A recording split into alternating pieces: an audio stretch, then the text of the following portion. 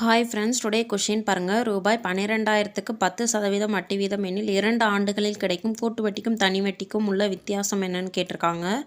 First நம்ம shortcut மெத்தட்லேயும் போட்டிருக்கோம், formula use பண்ணியும் போட்டிருக்கோம். ஷார்ட்கட் மெத்தட் தான் நான் இப்போ சொல்லித்தர போகிறேன்.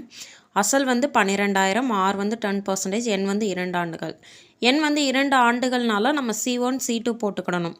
அப்புறம் அசல் 12,000, ஆர் 10%. அப்போ 12,000க்கு 10% என்னென்னா 1,200.